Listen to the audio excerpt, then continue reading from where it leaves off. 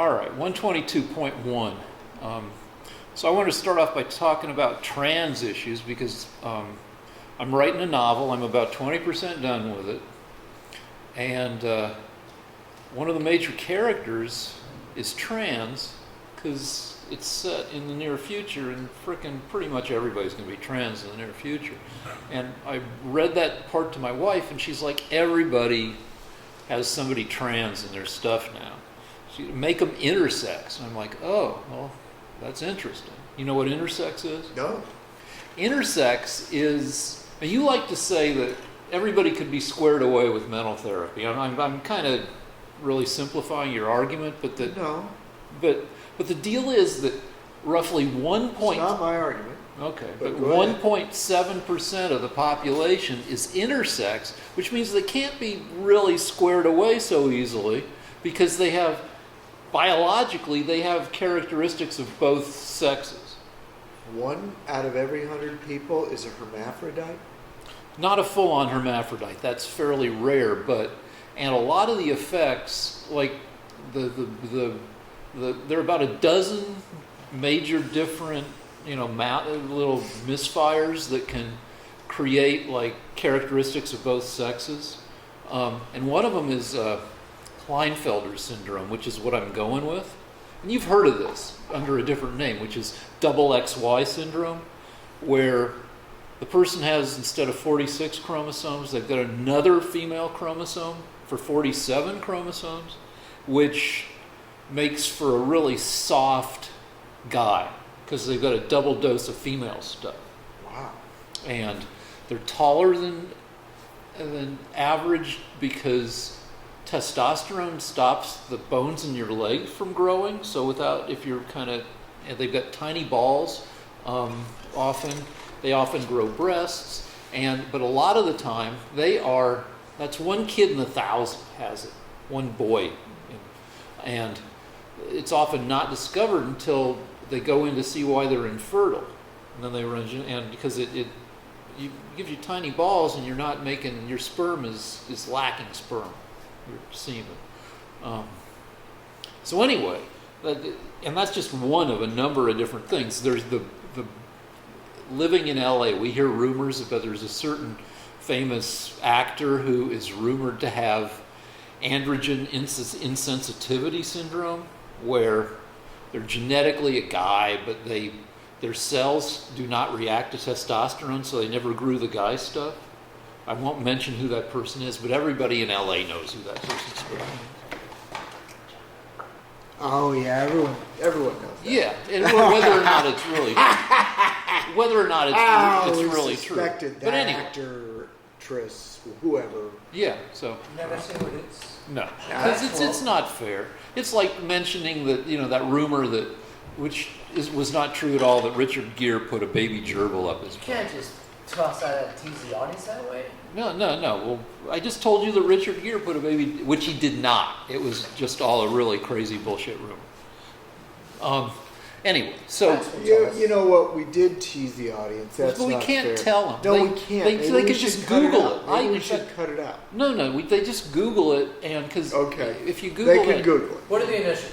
No, just, but they can go tell them what to Google. just Google androgen insensitivity syndrome, and or even Klinefelter syndrome. It shows up under that too. Okay. But fair anyway, enough. so Yes. you like to say everybody could get squared away. I never said that. Well, so that's but the mental therapy can help these people. So that's thing one, which is you've got not probably, some of these conditions don't manifest themselves hugely, or they don't, but, the number of pure hermaphrodites is like one kid in 2,000. But still, you've got a bunch of people who can't just be squared away because they're biologically both to some Okay. extent. Thing two is, Fair enough. thing two is, I saw the statistics on trans people, including, now I grew up in Colorado, and Colorado was the first place in America, Trinidad, where they turned outies into innies, and I assume the other way around, starting in 1969, and I saw the number of people who had that surgery under this guy who was the pioneer of sex change, of bottom surgery in America. and he only did 6,000 surgeries between 1969 and 2010. And they say there are roughly 1% of the population could be trans or is trans, whatever. And so anyway, you're looking at 6,000 out of many millions, because we're talking about a 40-year time period. So 3 million times, whatever. So, you like to say that trans is a mental disease that makes you cut your dick off. But I would respond by saying trans is if I'm using your framing of it, trans is a mental disease in which 99.7 or 8% of people don't mess with their genitalia at all. Well, that gets me. Yeah. So what you're saying is people that maybe only 1 out of 1,000 people thinks he's being told by the devil to murder young couples, and that's not crazy. It's the 999 people that don't think that, they're the crazy ones. Fascinating. Well, that's not really my argument. My argument is that there are a bunch of trans people running around. I think this is going to become increasingly common. Bottom surgery is brutal. Yes. Top surgery is a walk in the park. Okay. I mean, it's not really, but compared to bottom surgery. There are so many young, perfectly healthy women that are having their breasts removed, and I think it's really a tragedy. Yeah, but yes, the argument to that is there are more young, perfectly healthy women and possibly men who aren't trans who get their breasts messed with because they want different breasts. Okay. I mean, it's a thing. There are tens of thousands of boob jobs in America every year. Fair enough. I mean, I wanted my hair to stay where it was, so I've had 13 sets of hair transplants, which is butchery. They slash the back of your head and they pull out little fillets of hairy flesh, and then they chop them, and then they stab the front of your head hundreds of times, and then nurses take tweezers and they stuff the little hairs into the front of your head. It's cosmetic surgery in general it's messy and bloody. But people do it out of vanity. And some people do it because they would feel more comfortable with a different chest. Okay, and people have braces put on their teeth to make their teeth straight. So I feel like... But all of these things, there's a difference between having an operation to make you look better and having an operation that mutilates you. Yeah, but I would say, I'm sure 99% of trans people don't have bottom surgery. And I would bet that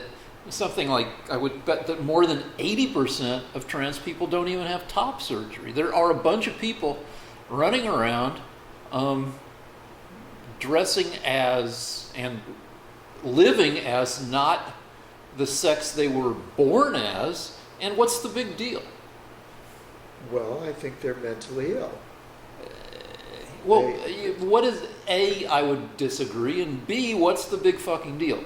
In my book, I've got one character who has severe handicaps, and this individual ends up having a relationship with, now,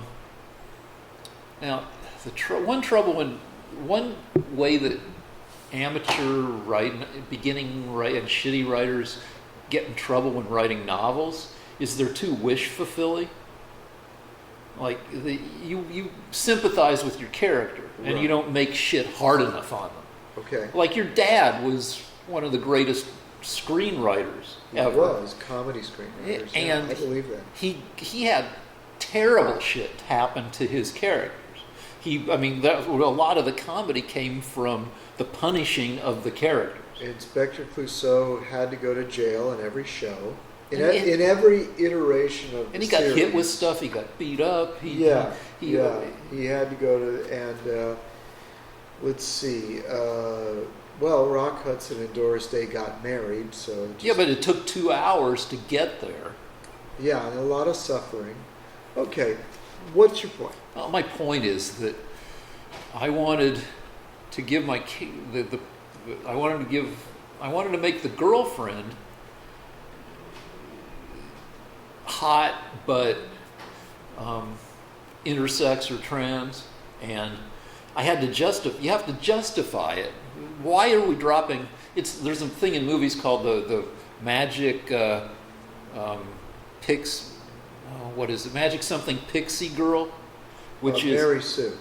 That's a different thing I was going to get to. Right. But the magic pixie, like in 100 Days of Summer, Summer is the girl that's too good to be true. She's the super cool and super cute girl who happens to like you. Oh yeah, which is all right. So that, and then the Mary Sue, as you mentioned, is on Star Trek.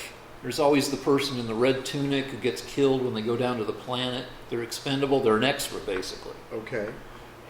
But some in fan fiction, it's that expendable person who turns out to save the day, and that person turns out to have a lot of things in her past that just happen to help her defeat, if it's the Klingons or whatever. That she grew up on a farm, but the farm happened to be infested with these things that you had to fight, like you fight the Klingons. Well, look, this is all very interesting. Yeah, we're going to move on. But what is your point? I don't know. I'm given a handicapped character, a hot girlfriend. I have to justify that. I have to build the structure so it doesn't seem like complete bullshit. Do you remember the story of that South African runner? Caster Semenya. The one that had no legs? Oh, that's okay. That's a different. I thought you meant the. There was a girl? what? The guy that murdered the girl? Yeah. It was South. Okay, here's the story, guys. In case you haven't heard it, it's a legend, and I think it'll be of great interest to Rick. I know this story. The fella was an Olympic athlete, and he had no legs. He was a special Olympic athlete, but he could, or did he actually go to the regular Olympics? He was faster than people with real legs. Or almost enough to compete. No, he was faster. He won against legitimate racers with real legs. He had it was just on the bottom. Yeah, these springy things. Yeah, You've these seen them. springy things. But so he was a national champion of South Africa, and he married or was living with the most beautiful girl in South Africa, and where they've got a lot of beautiful girls, but she was definitely the most beautiful, and he killed her. She was in the bathroom, and they were fighting, and he shot into the bathroom without knowing where she was, but enough shots that he took her out, he killed her. And then he claimed that he thought it was an intruder, and his story was bullshit, and he got convicted. But they let him off. No, he was convicted, and then I don't know. Did he?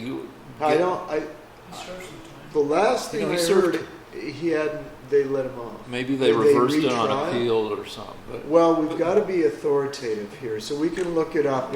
But it's irrelevant. What is your point? What was that? What was the point of that? Well, my point is that yes, handicapped people, men, can get beautiful girlfriends. I mean, he was a stud. He was a good-looking guy, but obviously he was an asshole because he shot his girlfriend to death. How good-looking can you be without lower legs? Well, he had legs for walking around. He had walking around legs. He didn't always wear the springy things. If he had to go to an award show or something, he'd put on the regular legs, and I don't think he wore the springy things. Those were his prosthetics.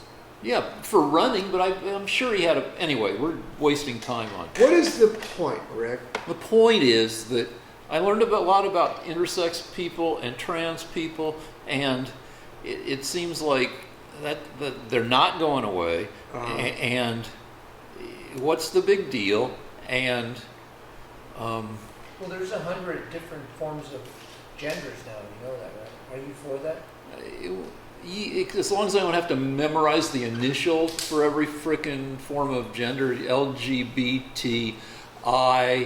And then the one for having no sex drive, but that's fine. Max, are you for that?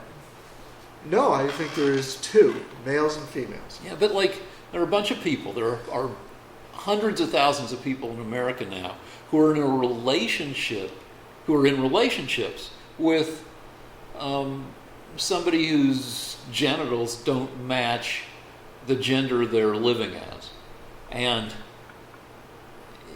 the world hasn't, collapsed. Yeah, well, okay.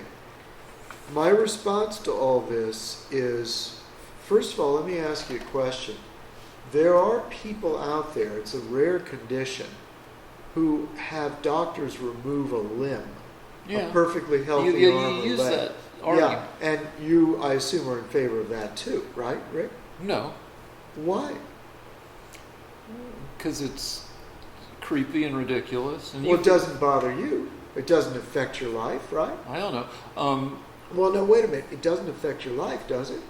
It does, you- because I put my toe at risk. You've seen my giant second toe. I It's challenge. repellent, by the way, guys. I challenged the president that if to take an IQ test, and if he got within 30 points of me, I would have my toe removed. Wait, you have 2 big toes? I've got my second toe is this long. It's 2 3/4 inches. Should we show it on camera? Because if we do that, this Nah, this show might be banned. But all right, that was one bet I made. It's never going to happen.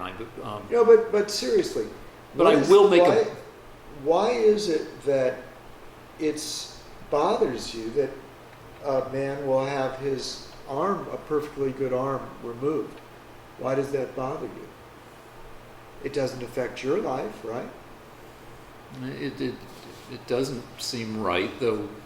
I'd be willing to hear the arguments for it, although I can't imagine. A lot of these men want to have stump sex. You know about that, I'm sure. What is that? Putting the stump in places where it shouldn't? Yeah, yeah. And they'll do this to women. There are women that want to have their and it's a small but growing number of people, because it can be done surgically without the person suffering any kind of any death or anything, and they can walk around with just a stump because they wanted to have a stump.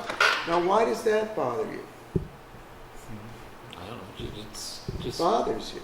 Yeah. Well, you see, it bothers me when a man removes his penis. Yeah, but that only happens in like 1/3 of 1% of, like I said, the number of people who get bottom surgery. Yeah, I know. You seem to be concerned about that, and you've mentioned that many times. Yeah, but it doesn't matter to me. Even if it was just one person, my principle would be the same. Oh, wait. What if it was 0 people? What if everybody became so okay with living as whatever gender they wanted, regardless of what genitals they had, that just nobody wanted the surgery, but everybody just wanted to live willy-nilly as whatever, I think I happen, except for my face, I think I've got a body that can look good in lady clothes. I've got a nice small waist, my butt is pretty small, my legs are terrible, but, I can wear, knee-high boots, an offer was made to me that I could have employment as a diversity hire if I was willing to go trans. Now, the offer was only semi-serious, but I said, I'll do it. I'll go trans. I'll dress up as a lady every day if it means that I'll have a nice Writers Guild certified writing job. And the person said, yeah, but you're going to have to lose the penis. And I'm like, nope, I like my penis. But I would have been super willing. I mean, it would have been weird at the gym, going to the gym after work in my lady makeup and whatever. But I would have gone trans to get a nice job, for a few grand. That's kind of not really germane to my point. But the point is, my point is, who cares what kind of genitals people have? Well, at who this cares point? what kind of arms and legs they have? Yet you just a minute ago you said it would bother you if your daughter said, "I want my arm removed." Yeah, that's something for the future when everything is interchangeable. Well, in fact, in the future, I've got an idea for Halftronauts. That it costs a lot in terms of payload, energy, to send people into space. and all the food to feed them and stuff. It's a huge investment. If you took people who were missing like their lower limbs, which you don't need in 0G, you could save like 60 pounds because they have no legs, and they would also have smaller caloric requirements. So you could man the International Space Station with Halftronauts, and that would be fine. And in the future, I can see people. You want to be you want to be on this this spacecraft. We recommend these modifications. You're not going to need legs. Maybe we'll give you something else. And what? All right. So if it makes sense. Well, but that's for the future. I think we've exhausted Okay, this subject. but like, what else is there? I talked about a bet where my toe was at risk, but I'll make you a bet. Okay. Where I don't think Trump can get reelected. Okay. And I will bet you $1,000 real dollars versus $500 of your artwork, if you're willing to make the bet. Now give me 2-to-1 odds. 2-to-1 odds. I'm that confident. And you don't have to pay me cash. You can just do $500 worth of work. Wow. Can I get in? Yeah, that's quite a deal. I need to think about that, but I would like to know what gives you such confidence, Rick Rosner. Well, because Trump is the first president since they've started polling, which was started under FDR, who's never been above 50%. And his polling has been remarkably steady. He's had the narrowest band of polling results of any president. And it's all been between the upper 30s and mid 40s, which is not to say that that's irredeemable, because other presidents have been almost that low or maybe that low at this point in their presidency and still managed to get reelected. But I don't think Trump can, because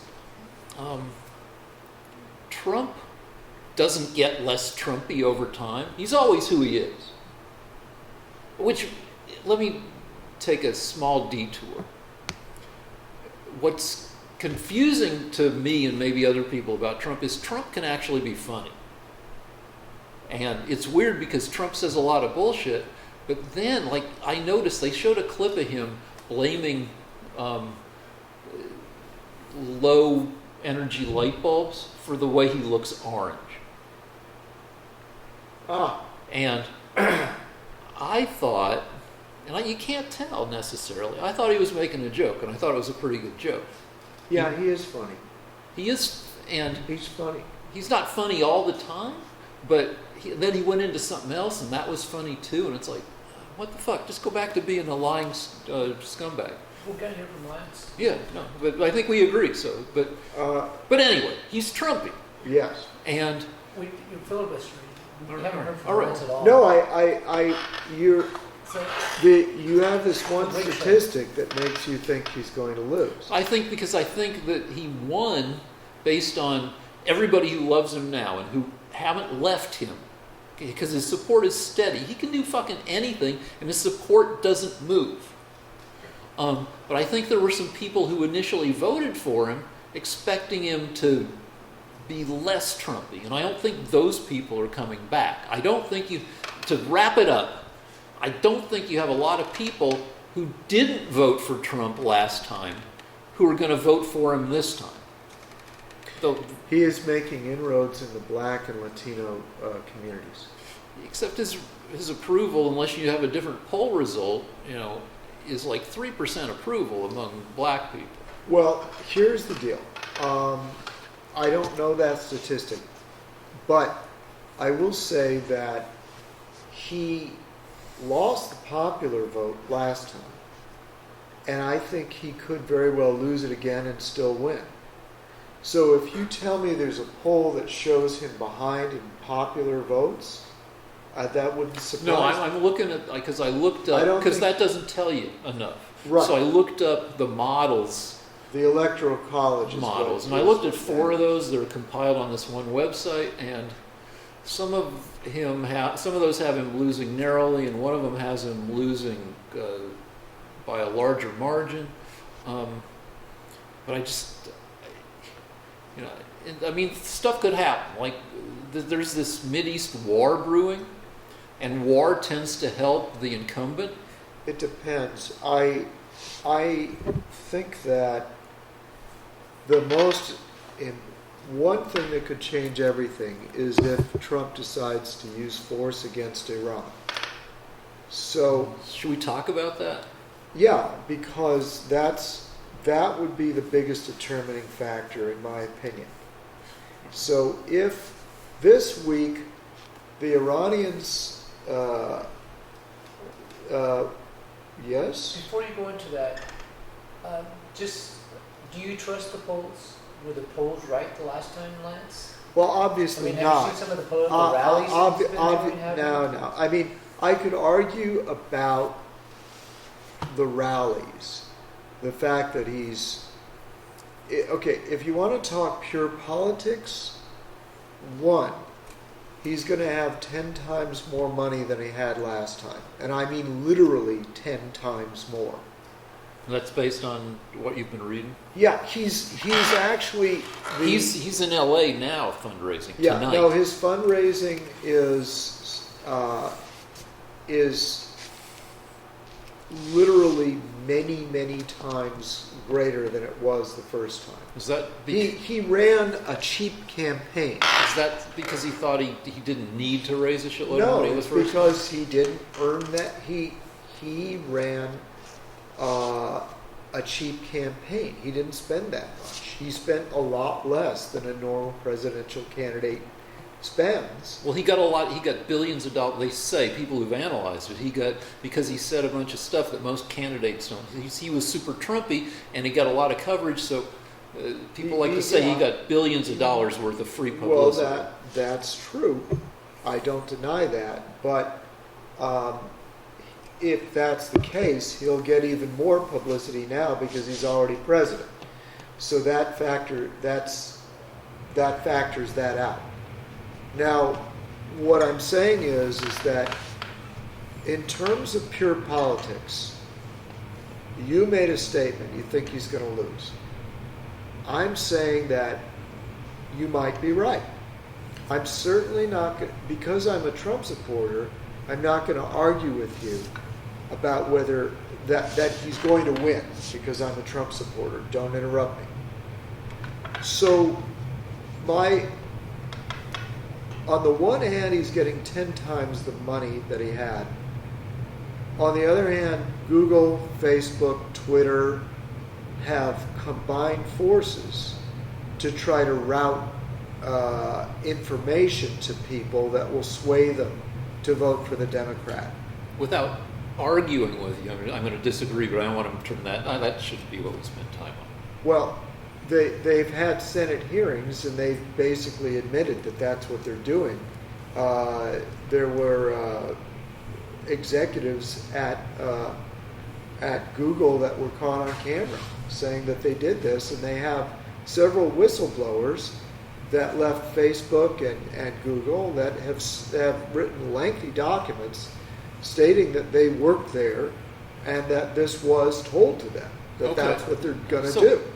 So I'll grant you most of that, but I would say that when that stuff comes out, that I would like to think that it generally gets corrected. No, how could it be corrected unless they break up Google before the election, and they're not going to be able to in an antitrust suit. So the other issue is I believe the Democrats are cheating and will give illegal aliens the vote. The fact that they don't demand ID in the state of California to vote means that they're going to cheat. You can argue, but I'm just saying... Well, we don't have to full on argue, but I would say that why cheat in California, which is super blue anyway? California's never in question. Well, but that's the reason. I believe before they had millions of illegal aliens who didn't have to present their ID, the Republicans used to win this state. So I don't think it's a coincidence. I think probably the last Republican who won the state was, I would think, Reagan. Did somebody win? Schwarzenegger. No, I mean for president. I think Schwarzenegger could win California. I'll never get my answer. All right. Just go faster. Are we filming? All right. All right. So we lost audio a minute ago. So My bad. basically, I think the Democrats can win if Google, Facebook, and Twitter all work together to sway people with surreptitious means. I think they can win if they get enough illegals to vote, illegally vote. I think that there is a hard core of Democrats that will vote because they don't want to lose abortion. They're afraid of global warming. And the third issue was, okay, it's abortion, global warming, and what's the other issue that Guns. Democrat, not guns, racism. They're always worried about racism. Now, I don't think those three issues are going to change the election. I think a small number of hardcore Democrats are going to vote on those issues. But what I was getting to before the audio went out was that Trump will win unless the Democrats cheat or if there is a war in the Middle East. Now, this week, the Iranians waged an active war against Saudi Arabia. They attacked them and badly damaged their oil facilities. Knocked out like half their oil production. Knocked out half their oil production, which is an act of war. Can I ask one question? Wait, quickly? Rick, you've got to let me answer All right, a okay, question. all or right, we'll okay, never. okay. All right, go, okay. go. All right, now listen to me. So what I'm saying is, a war can go either way. It can, if Trump is quick, victorious, it can make him more popular. If it turns out to be a bloodbath and we somehow lose or things don't work out, then it can defeat him. So that, I believe, is the wild card. The Democrats and social media cheating and what a war could do. But as I said earlier, if I don't know if this got onto the camera before we lost it, but I don't think people will vote against a great economy because 6 million people are off of food stamps. Blacks and Hispanics are historically the highest employment they've ever had in the history of the country. And also the wages have increased from the bottom. So in other words, people in the lower classes, the blue collar, are actually getting the increases in wages of the three classes the most. So I don't believe people will vote against that, and those are things in his favor. Now, you wanted to ask me a question. Yeah, now, is there any question that the attack was done by Iran? No. Okay, and the reason there's no question is because we've got satellites. They have Trump indicated that we have secret means of telling where we've missiles that's are part coming one. from. Part two is... Let me answer his question. Yeah, but you answered it. No, there's more. They're going to go and check. We've sent experts to the region who can actually find pieces of the missiles and put them together and see what kind of missiles they are. All right, part two is, why would Iran put itself in our sights or make us target them? Well, there are two answers to that. I actually, there were a number of reports where various experts gave their opinions about why Iran would do this. And I purposefully didn't listen to them. And the reason is that these experts' guess is no better than mine. Okay. Don't interrupt me. In other words, nobody knows for sure why they did this. So there are experts that are speculating.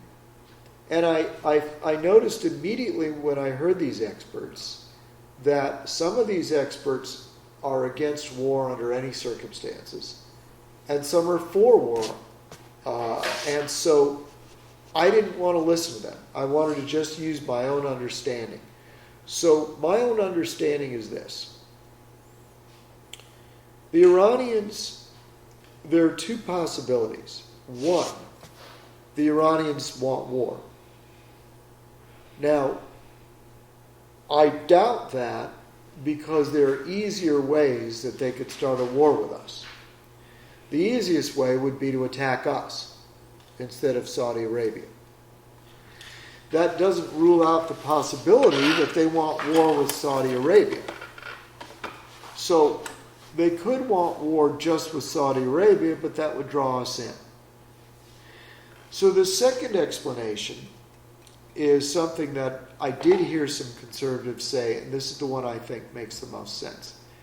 And that is the Iranians have not been stood up to by the United States, even under Trump particularly. Trump hasn't particularly stood up to them either. There was a point a month ago when they shot down one of our drones, and Trump was about, literally the pilots I think were in their seats. They were about to take off to bomb Iran, or we were on the verge of attack. I don't know if they were using pilots or missiles. And Trump called it off because he said that he would be killing about 125 civilians. Now, some people said that showed that Trump didn't have the belly for war, because Iranians don't care if they lose 1 million of their own people. They proved that in the Iraq War. The casualties were horrendous, but everyone was going to see Allah, so it was okay.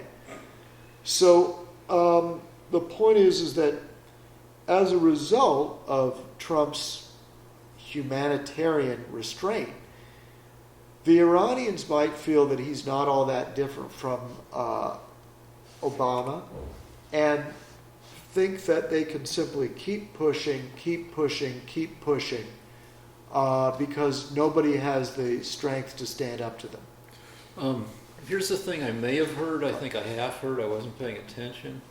I get the idea that some people think that maybe they're doing it because they missed the deal that the Obama arms control deal that was supposed to stop them from getting nukes, and they're kind of appealing to, because that deal wasn't just between the U.S. and Iran, it was also between Europe and Iran, and they're saying, look what happens when you let us off our leash and cut out the economic sanctions and put us back under that deal, and we'll quit doing this stuff. Is that? Well, I was going to say, hopefully I would have remembered to say this.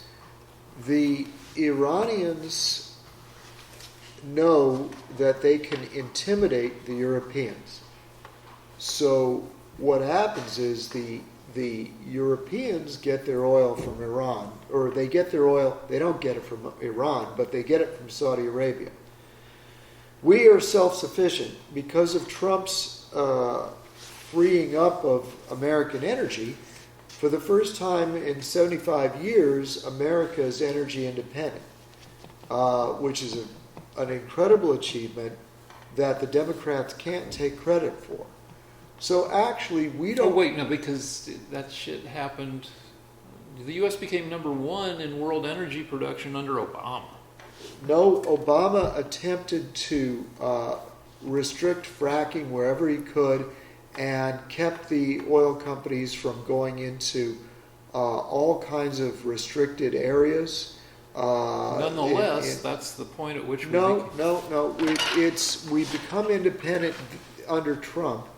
We can look that up, but the energy companies are very grateful to Trump. They are saying it's because Trump has freed up them to do what they are able to do. And I remember them lobbying Obama in his last year of office, saying, look, help us, let us do this. As a matter of fact, there was a giant oil facility, I believe it was in Alaska, and Obama wouldn't let him go into it. I think it was Anwar. Yeah. Yeah, he wouldn't let them. So Obama thwarted the American energy Except we wherever still he became could. number one under Obama, even with the restrictions. In spite of Obama. Okay, fine, but still under Obama.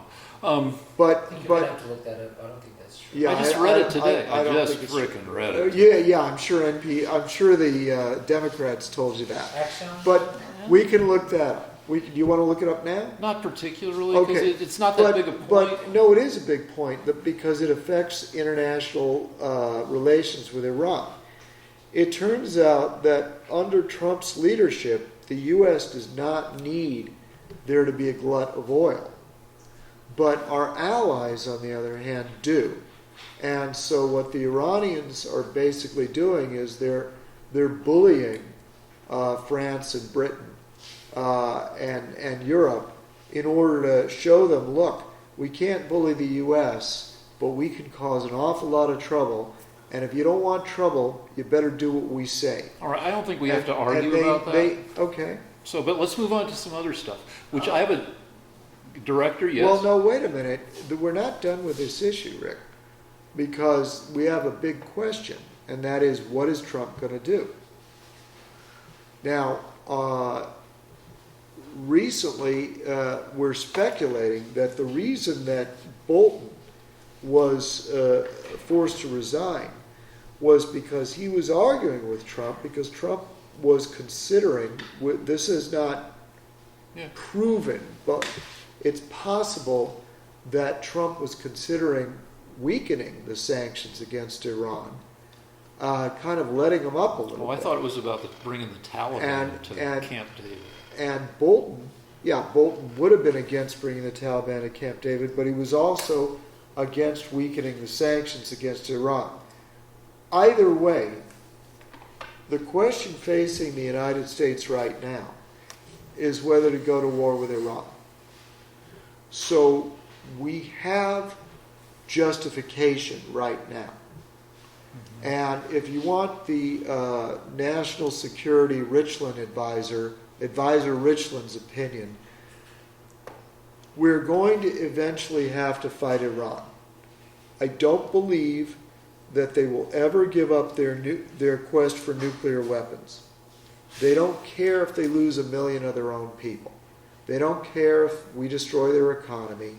If they have $1 left, they will spend it trying to get nuclear weapons. All right, so as a result, I think that if we don't fight them now, we're going to have to fight them later. Historically, correct me if I'm wrong, when in reaction to a provocation like this, we generally don't go to war. We generally, under other presidents, we generally blow up a lot of their shit without boots on the ground. That's what we usually do, but Trump is now considering a proportionate response, which would mean destroying their oil facilities. But you see, if we do that, the Iranians have proven by this last act that they have the ability to hit American bases. For example, our Fifth Fleet is within range of the same missiles that hit these Saudi oil refineries. Well, that makes it's unlikely that if they're trying to leverage Europe, then they probably wouldn't blow up America. No, but my point is you have to think 2 steps ahead. If we destroy their facilities, their oil facilities, they'll have no choice as a sovereign power but to try to get even with us. Okay. All right. Now, there's a reason for that. Rick, please, would you slow down? When a country's attacked, if it does nothing, then it shows itself to be powerless. And this is a principle of all national sovereign states, that all countries have a principle that they can't be attacked without a reply. So if we do a proportionate response and wipe out their refineries, they'll be honor bound to attack our military, which is a big, fat target in their backyard. And if they do that, it's all-out war. If it is, I predict that we will, in alliance with Saudi Arabia, Jordan, Egypt, and Israel, we will attack their nuclear facilities. So, Which still isn't really boots on the ground. well, our goal is not to occupy Iran and turn it into a democracy. Our goal is to defang them. So Iran would be meaningless without its nuclear weapons program. So we can destroy that from the air. We can also decapitate them by killing off all the mullahs. We could actually, if we have enough accuracy with our missiles, and once war is declared, there's an international law. According to international law, you're not allowed to assassinate enemy countries' leaders. But once it turns into a hot war, the enemy's leaders are your first target. So if they were to attack an American military facility, we could then destroy their whole government, which I think would be a great idea. So we could kill two birds with one stone. We could destroy their nuclear facilities and their government, which would lead to a different government without nuclear weapons. I have two questions. One is, would they really? They're big. They're a big country geographically, and how many people do they have? 60 million? I don't know. I know, but I mean they're they're like 4 times as big in land areas as Iraq. And I assume they have quite a few people. Yeah. So would they really be defanged if you knocked out their nuke places? Yeah, because we don't need to fear their tanks or artillery pieces. All right. So question 2. Hold on. If we were lucky enough to knock out the mullahs, is there a chance that there would be a less belligerent government? Because I mean, Iran used to be a much more westernized nation, 50 years ago than it is now. Well, my point is this. What we've learned from recent history is that it's extremely difficult without hundreds of thousands of men to control the governmental destiny of a foreign nation. But my attitude is, if we eliminate the mullahs, how could we get someone worse? Whoever replaces them is going to be better than them. And we've also learned that we can tilt the ensuing chaos in our favor. In other words, we could pick people that we thought would be a good pro-Western faction and support them militarily, like we did in Afghanistan and Iraq. Is there a chance that if you knock out the leadership, you get another failed state that balkanizes? No, I'll tell you why that wouldn't happen, because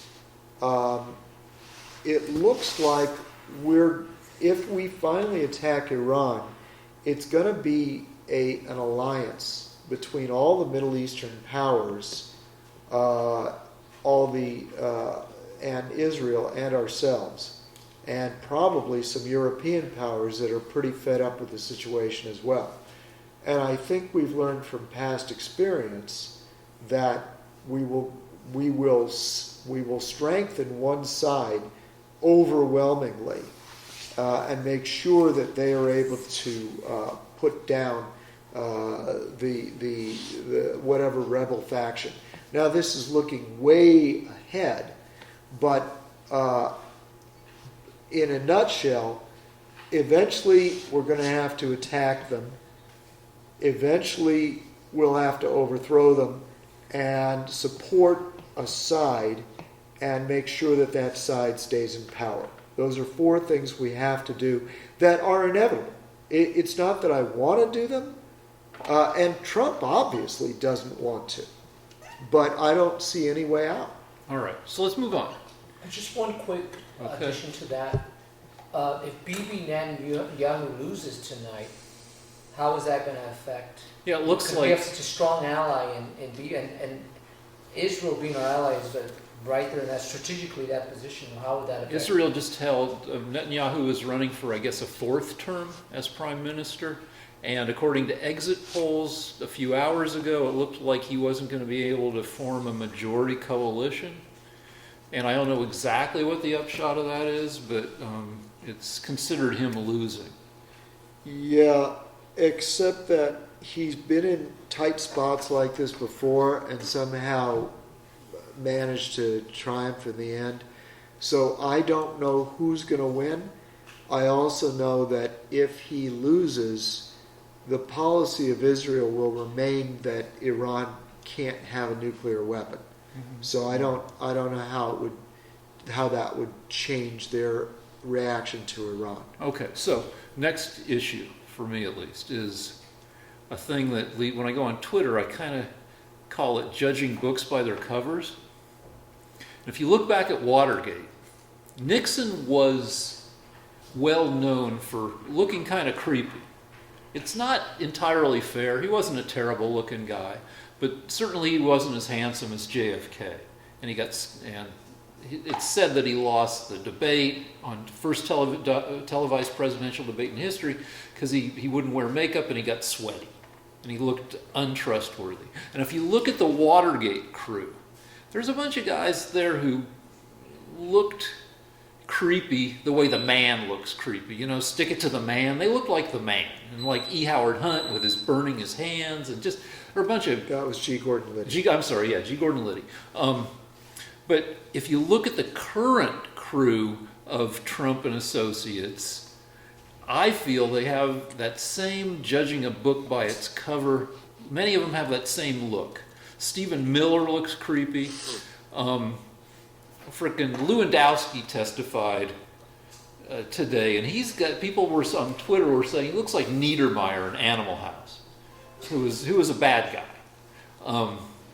And then if you look at, like, I was tweeting wildly, I went crazy tweeting about Kavanaugh, and I was comparing the way he looks to some of our more revered Supreme Court justices, Louis Brandeis, Whizzer White, Byron White, RBG, and Thurgood Marshall, who had they looked dignified.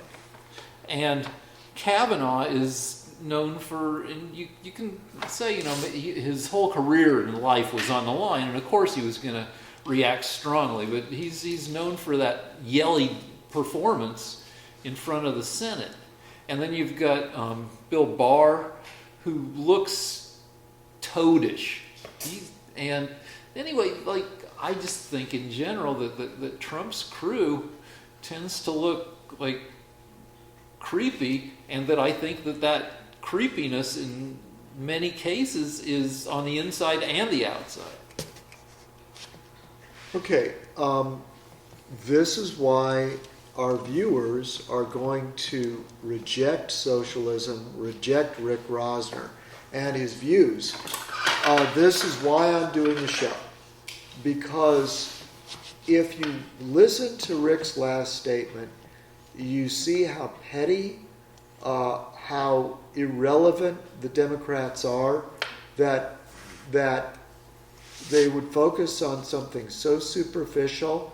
It's hypocritical too. I mean, I don't vote on a leader based on how handsome they are.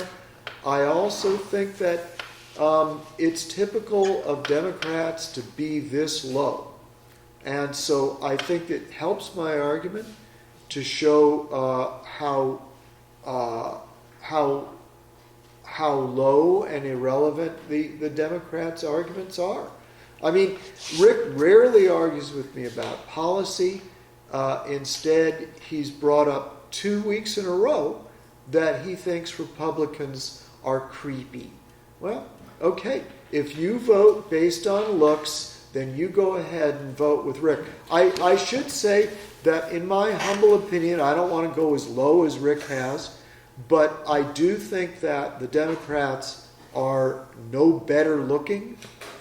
My experience watching some of the more famous Democrats is that they don't impress me as being a fine, upstanding, and handsome group of people compared to the Republicans. But even if they were, it wouldn't matter to me, because as a Republican, I vote for character. I'm not looking for charismatic leadership the way socialists do. All right. Socialists, for example, are very excited by men like Che Guevara and by the Kennedys and by this fellow Beto O'Rourke. They like handsome, sort of sexy people that they can feel charisma with. That they'd like to. The Kennedys were that good. That they'd like to spend time with, and that they'd like to have a beer with. And as a Republican, I don't want to have a beer with my leader. I don't need to be friends with him any more than I need to be friends with my doctor or my high school principal or my professor or my banker. I want a professional. I don't want a sweet, likable guy. If anything, I would prefer somebody that was an ornery, cantankerous son of a bitch that was feared by all the countries of the world and respected thereby. So that is my answer to you. All right. So I'm going to buttress my point a little bit. And the Kennedys, they fucked up a lot. They did some good stuff, but JFK only had 1,000 days in office, so it was really hard to tell how, But anyway, you and I, you lift weights every day, right? You do. When I'm a good person, yes. Yeah, and I lift weights every day. We try to eat well. Healthily. Okay. So, we pay obeisance to biology. We understand that we can't be healthy unless we act healthily. Okay. And I feel like among some Republicans, there's a certain smugness that says, the rules don't apply to me, including maybe the rules of biology. Like Trump says, that Trump actually does get a little bit of exercise, golfing, I guess, though he uses a cart, but he says he doesn't need exercise. He gets all the exercise he needs from yelling. He was probably being a little facetious, but looking at frickin' Bill Barr, it seems to me like and looking at certain Republican pundits, there's a big neckness around among, Eric Erickson has